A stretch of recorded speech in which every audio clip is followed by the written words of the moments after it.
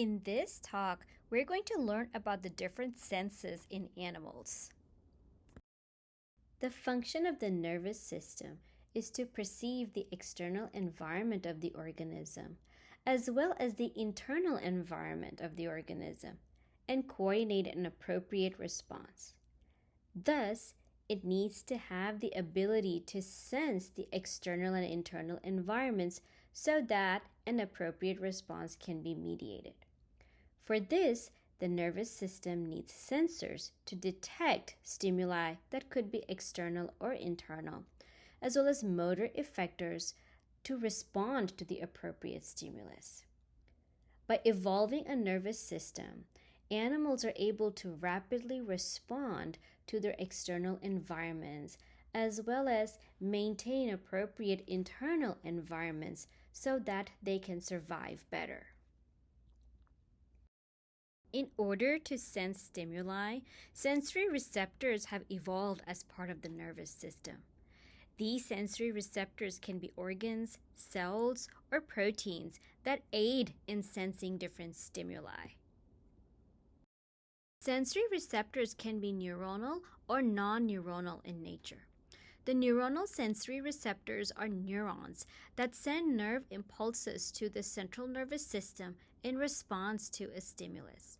Such neurons are called afferent neurons because they are sending a signal towards the central nervous system. Non-neuronal sensory receptors are non-neuronal cells, or they can also be proteins that regulate afferent neurons. For an example, we can have a cell that is not a neuron, and in response to a stimulus, it usually releases neurotransmitters.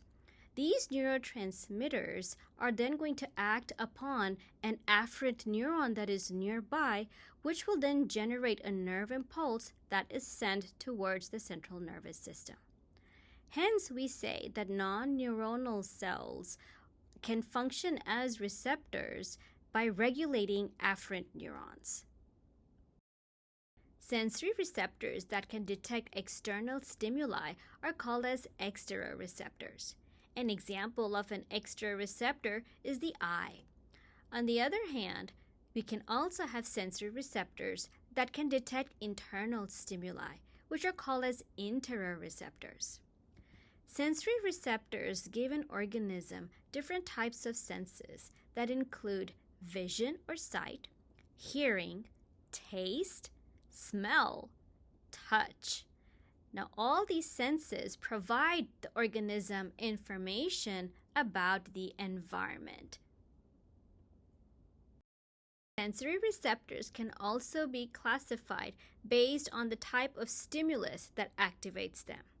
Mechanoreceptors are sensory receptors that are stimulated by mechanical forces like pressure. On the other hand, chemoreceptors are sensory receptors that can detect chemicals or chemical changes. These chemicals can be in the outside environment or it can also be within the body. Electromagnetic receptors are able to detect light, electricity, and magnetism, while thermoreceptors are able to detect temperature changes. Again, these temperature changes could be outside the body or inside the body. Pain receptors are present that are able to detect any type of harmful conditions, which are also called as noxious conditions. Let us look at how sensory receptors are able to send signals to the central nervous system in response to stimuli. The whole process begins when a stimulus is perceived by the sensory receptor, which results in the opening of ion channels. When these ion channels open, there is a change in the membrane potential, which is called as the receptor potential. This usually results in the depolarization of the membrane. The conversion of a stimulus to a membrane potential change is called as sensory transduction. The receptor potential that is thus generated opens voltage-gated ion channels that usually leads to the influx of cations or positively charged ions into the cell. If the sensory receptor is a neuron, then this would result in an action potential that will travel through the axon and thus reach the central nervous system. On the other hand, if the sensory receptor is not a neuron, then the opening of the voltage-gated ion channels will ultimately result in the release of neurotransmitters. These neurotransmitters will then act on nearby afferent neurons and generate action potential in those afferent neurons that will ultimately be sent as a nerve impulse to the central nervous system. Thus, sensory information travels to the central nervous system in the form of action potentials. If the sensory receptor is an afferent neuron, then the larger the receptor potential generated, the more frequent are the action potentials.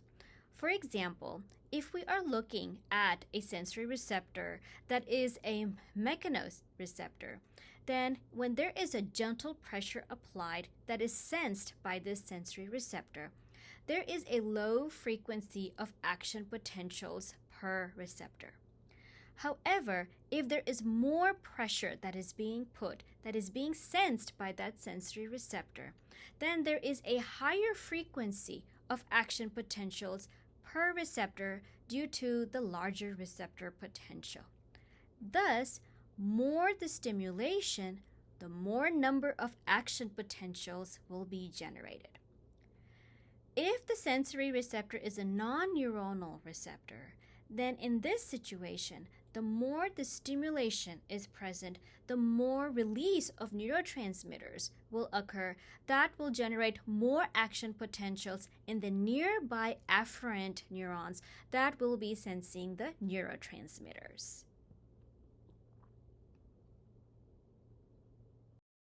Let us see how the concept of sensory transduction applies to the sense of touch.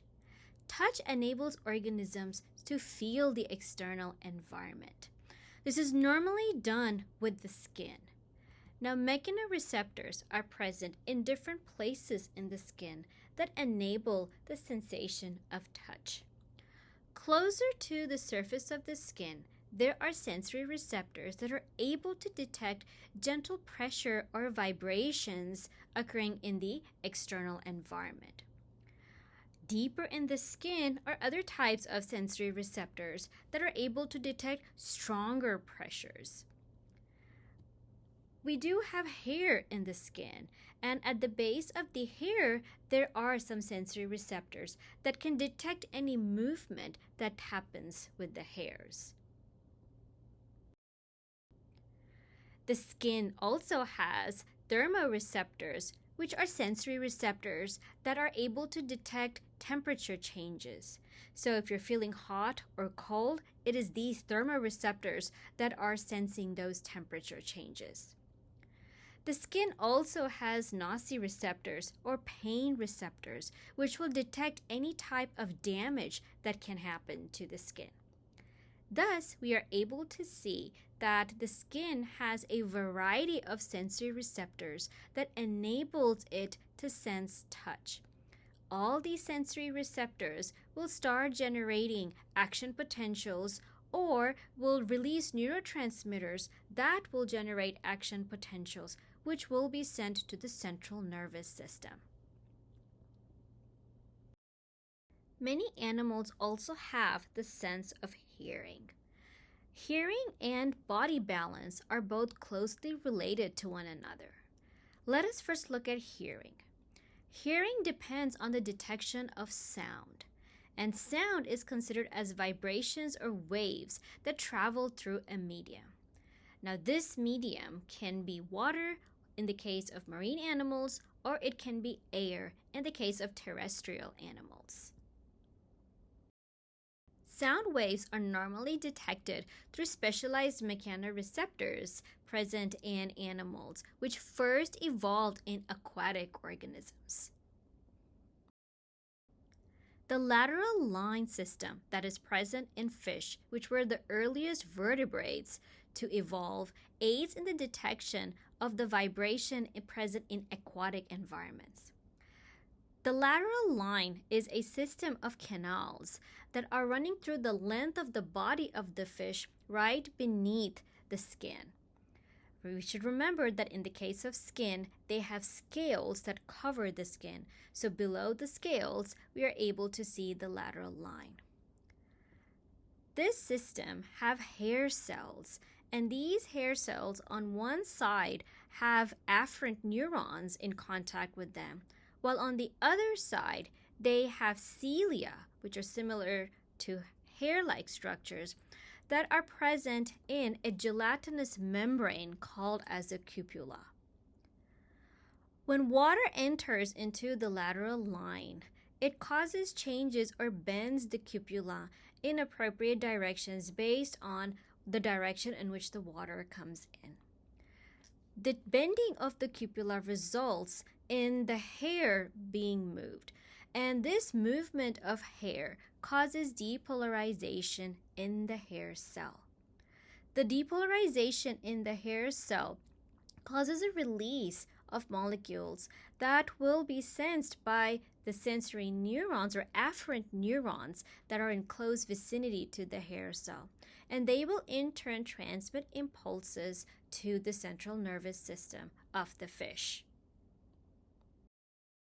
The lateral line system provides spatial awareness to fish in the water so that they are able to navigate their environment. It also allows the detection of movement, vibration, as well as pressure gradients in the water that is surrounding the fish. In the case of land vertebrates, ears are specialized structures that aid in sensing sound waves. We will look at the ear of a human. Now, human ears have an outer ear that is able to channel air vibrations into a canal called as the auditory canal. While the vibrations move through the auditory canal, they ultimately reach the tympanic membrane. The tympanic membrane or eardrum starts vibrating due to the sound waves hitting it and results in the movement of 3 small bones or ossicles that are present in the middle ear. In the case of amphibians and reptiles, there is only one bone called as the stapes. However, in mammals, there are 3 bones, which are the malleus, the incus, and the stapes. When these bones start moving, the innermost bone or the stapes vibrates against a structure called as the oval window. The oval window leads to the inner ear. The vibration of the stapes causes pressure waves in a specialized structure called as the cochlea and semicircular canals that are present in the inner ear. The cochlea and semicircular canals are filled with fluid. Within the cochlea, which is the structure that is going to aid in hearing, there are hair cells. Now, as the vibrations or pressure waves are generated in the cochleal fluid, the hair cells sense these pressure waves, and the hair present in the hair cells starts bending. This causes depolarization in the hair cells, and they will release neurotransmitters. These neurotransmitters will trigger action potentials in sensory neurons that are in the vicinity of these hair cells. Action potentials that are generated in these afferent neurons will move through the auditory nerve to the central nervous system. The brain then interprets the pitch of the sound as well as the volume of the sound based on the pattern of action potential that it receives from the auditory nerve. And in this way, land vertebrates are able to hear. Since many animals move, the ability to balance their body as they move is a really important feature. Invertebrates are able to maintain balance with mechanoreceptors that are present in body structures called as statocysts.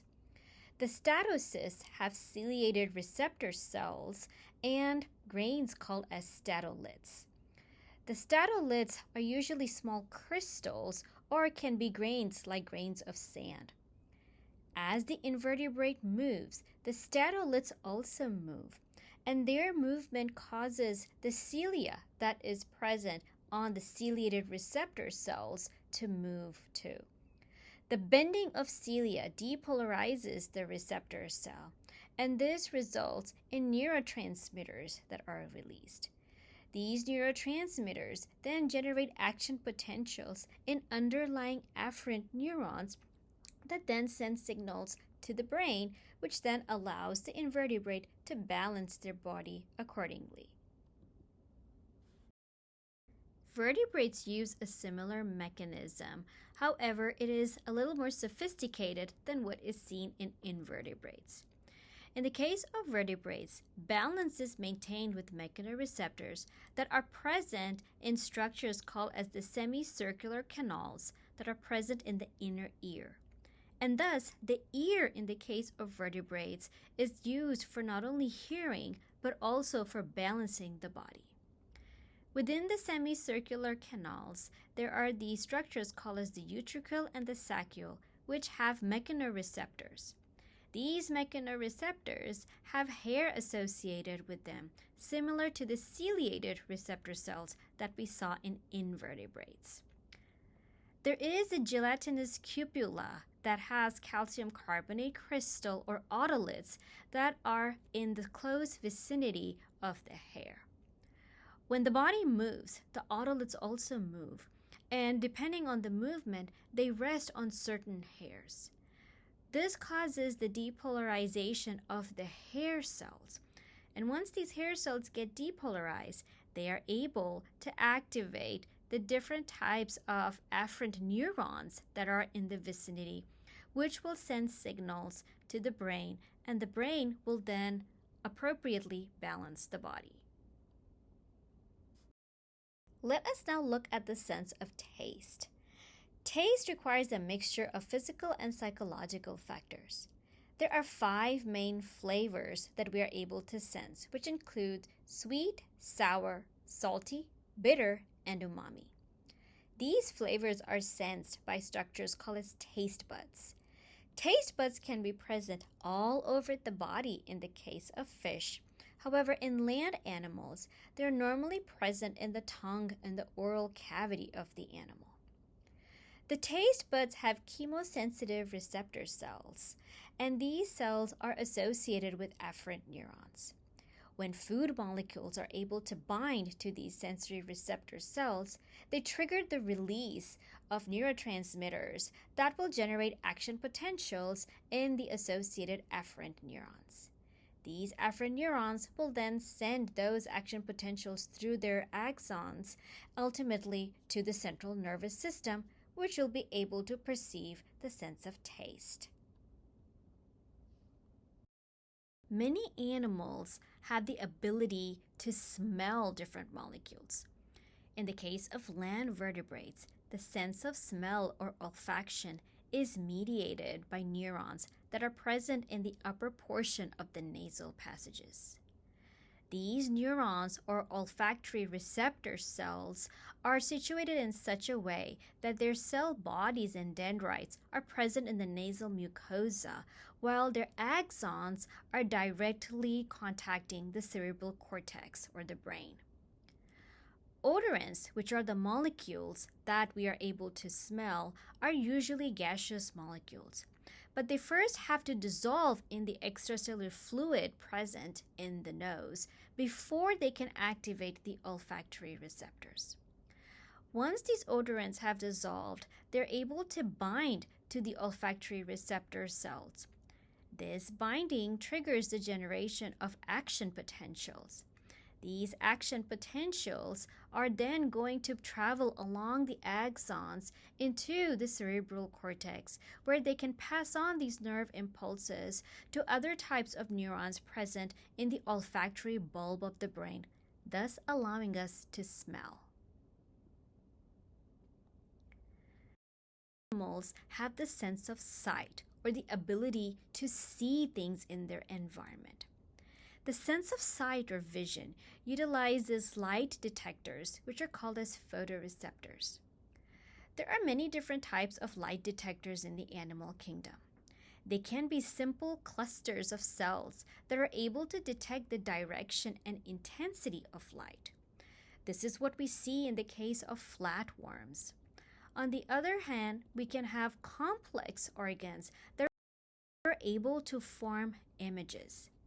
The eyes that are present in annelids, mollusks, arthropods, and chordates are able to form images that allows the organism to see objects in a much better way. There are different types of eyes that we see in the animal world. Compound eyes have multiple lenses that allows them to form multiple copies of the image that they are visualizing. Each unit of a compound eye is called as an ommatidium, and hence the eye has many ommatidia. Simple eyes, on the other hand, have only one lens, and hence they're able to form a single image of the object that the animal is viewing. In the case of vertebrates and invertebrates, the eyes have the same function, which is to see. However, they're structurally different from one another.